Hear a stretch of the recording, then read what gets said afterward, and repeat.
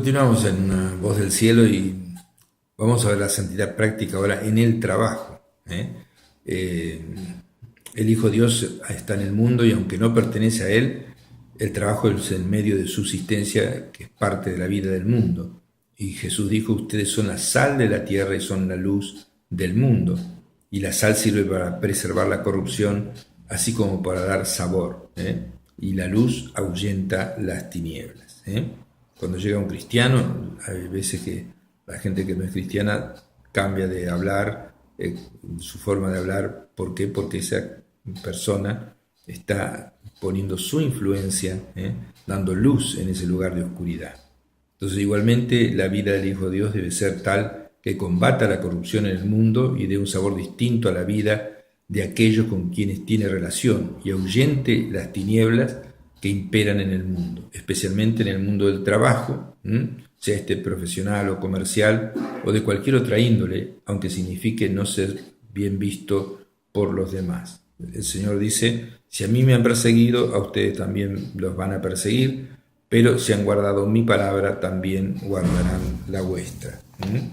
Entonces, vamos a leer 2 o 3 pasajes de la palabra de Dios para ver cómo Dios quiere que nos comportemos en el trabajo. Deuteronomio 24:14 dice, no oprimirás al jornalero pobre y menesteroso, ya sea de tus hermanos o de los extranjeros que habitan en tu tierra, dentro de tus ciudades.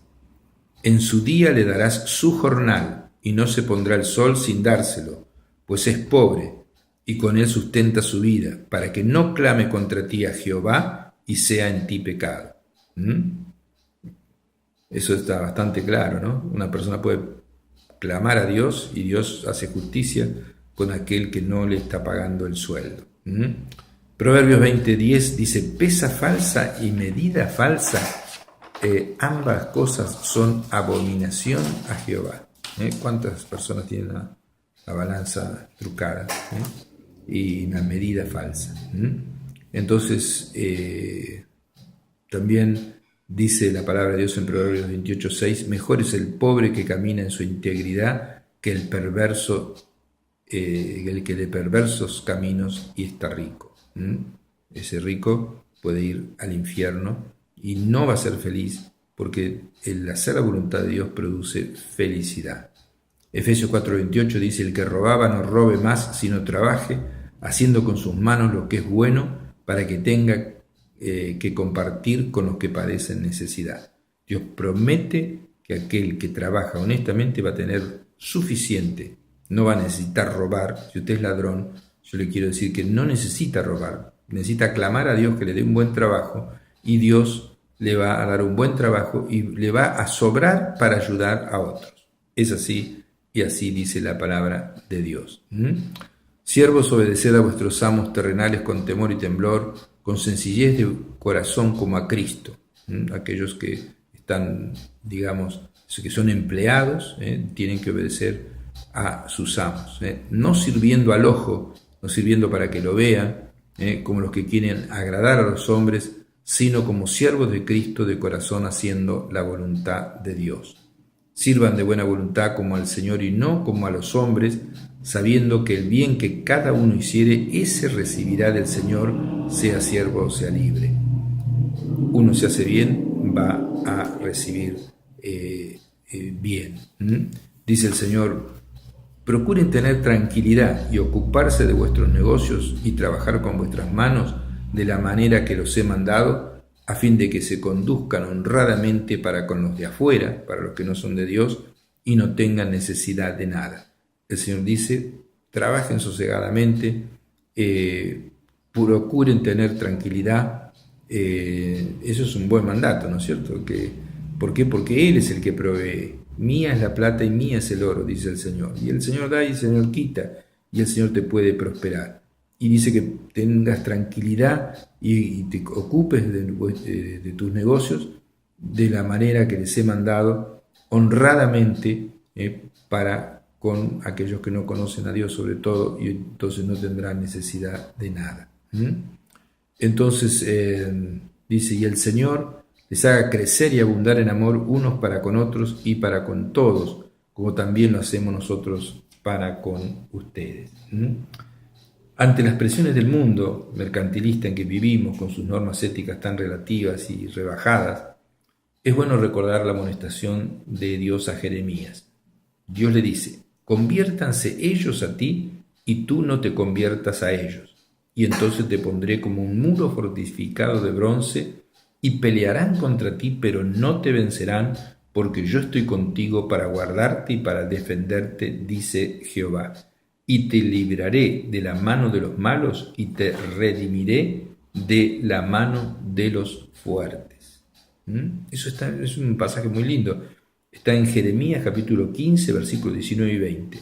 En otras palabras, si usted es cristiano, no se haga como los no cristianos. Que los no cristianos lo miren a usted como un ejemplo y se hagan como usted. Conviértanse ellos a ti y tú no te conviertas a ellos.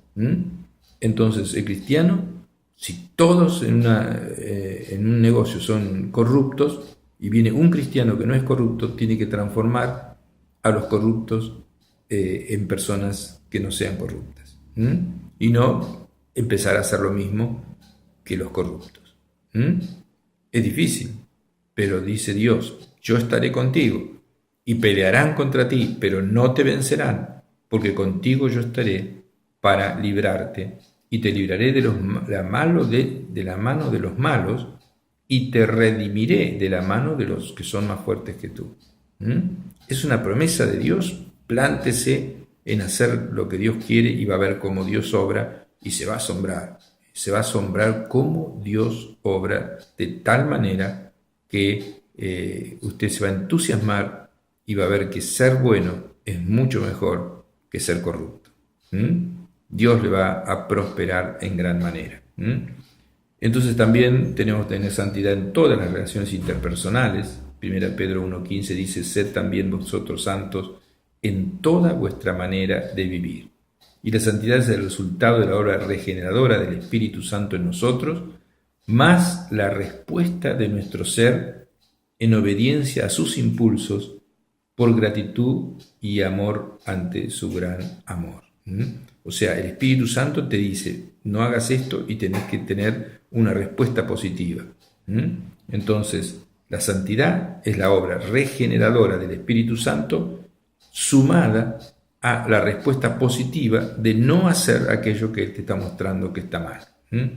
Entonces, en un principio de vida, es un principio de vida que debe reflejarse en todas nuestras relaciones interpersonales, no solamente en la iglesia, en la familia, en el trabajo, sino en todas.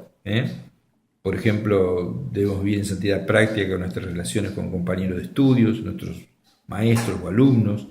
No es correcto que un hijo de Dios se copie o sople a un compañero, o que un maestro cristiano sea injusto. Debemos vivir en santidad práctica en nuestras relaciones con nuestros amigos, siendo leales para con ellos. Los jóvenes deben vivir una santidad práctica en sus relaciones con el sexo opuesto, no buscando aventuras o pasar el rato, sino con un profundo respeto a la santidad del sexo y del matrimonio, buscando la dirección de Dios y su aprobación por encima de los impulsos y de las emociones. Dijo Dios mucho tiempo atrás en 2 Timoteo, dice: engañoso es el corazón más que todas las cosas, dice en Jeremías 17:9, y Pablo aconsejó a Timoteo: huye también de las pasiones juveniles. Dice la palabra de Dios en Hebreos 13:4 que a los fornicarios y a los adúlteros los juzgará Dios. Recuerde, a los fornicarios, aquellos que tienen relaciones sexuales fuera del matrimonio, y a los que cometen adulterio los juzgará Dios. Entonces, todo esto es posible porque Dios te ha dado el poder por su Espíritu Santo. La oración, la meditación de la palabra de Dios y el ejercicio de tu fe y voluntad te permitirán vivir en esa santidad práctica que tu espíritu anhela y Dios anhela para ti. Eso es muy importante, lo que acabamos de decir. Entonces, ¿es posible vivir en santidad práctica? Huir de las pasiones juveniles, no tener relaciones sexuales excepto en el matrimonio, no mentir, no ser corrupto, todo eso es lo que tiene la mayoría de las personas. Pero la gran buena noticia es que si esa persona se arrepiente y entra Jesús en su corazón, Dios le limpia de todo pecado y las transforma. Hay un cambio total en esa vida y Dios le da el poder para vencer ese pecado y muchos otros pecados. Todo es posible entonces porque Dios te ha dado el poder de su Espíritu Santo, la oración, la meditación de la palabra de Dios y el ejercicio de tu fe y tu voluntad que te van a permitir vivir en esa santidad práctica que tu espíritu anhela y Dios anhela para ti. Romanos 6:22 dice: mas ahora que han sido libertados del pecado y hechos siervos de Dios, tienen por vuestro fruto la santificación y como resultado final la vida eterna en el cielo. ¿Qué le parece? ¿Vale la pena seguir a Dios ahora que han sido libertados del pecado, del poder del pecado por recibir a Jesús y hechos siervos de Dios, seguidores de Jesús? Tienen por vuestro fruto como resultado ser santos, la santificación y como resultado final la eternidad en el cielo con Dios. Primera Pedro 1:15 dice: sed santos como Él es santo y sean santos en toda vuestra manera de vivir. Se nos terminó el programa. Dios le bendiga, lo amo muchísimo, oro todo el tiempo por usted y nos vemos en el próximo programa. Un abrazo enorme para usted.